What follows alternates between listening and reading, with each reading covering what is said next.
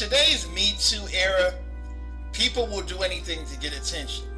People will do anything to get money. Wade Robson and Jimmy Safechuck are accusing Michael Jackson of child molestation.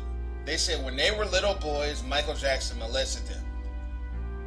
But during the early 2000s, Jimmy Safechuck and Wade Robson testified in a court of law that Michael Jackson never molested them, he never abused them. They said this in a court of law.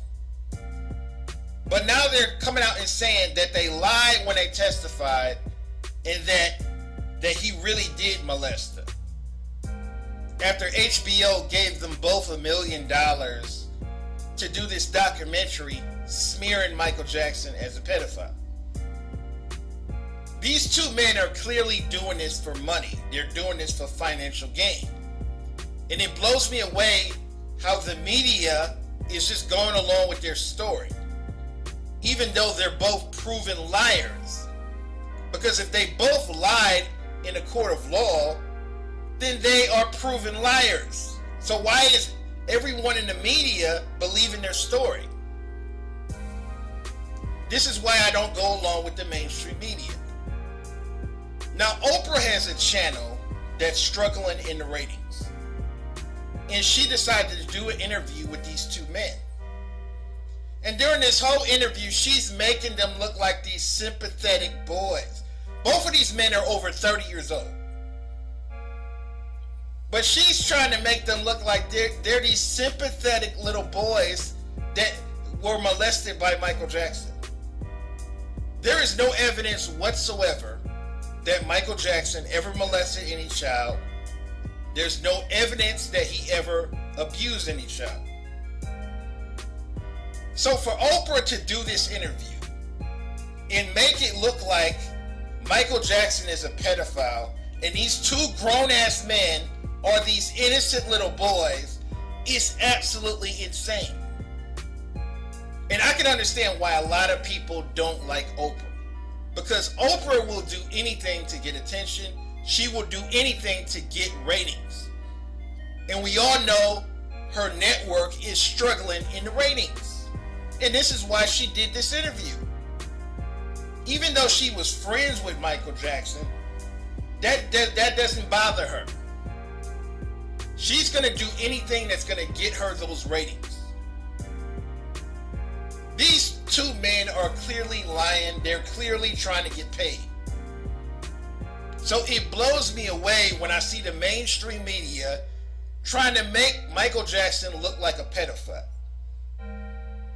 And what's sad about it, this man is dead and gone.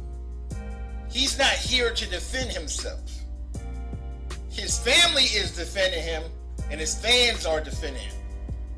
But the mainstream media is going along with the bullshit.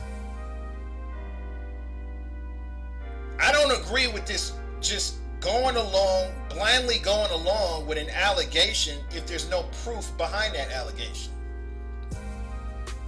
I think allegations should only be believed if there's proof behind the allegation. If there's physical evidence behind the allegation. There is no evidence whatsoever that Michael Jackson ever molested any child. But they're putting him in the same category as R. Kelly. They're comparing him to R. Kelly. This is how insane the media has become. Now in R. Kelly's case, there's all types of evidence against R. Kelly. There's video evidence. There's he married Aaliyah when she was 15 years old. In R. Kelly's case, there's evidence that he molested young girls. In Michael Jackson's case, there's no evidence. It's just their word against his word. And the fact that they testified in a court of law that Michael Jackson never molested them, these two men testified in a court of law that Michael Jackson never molested them.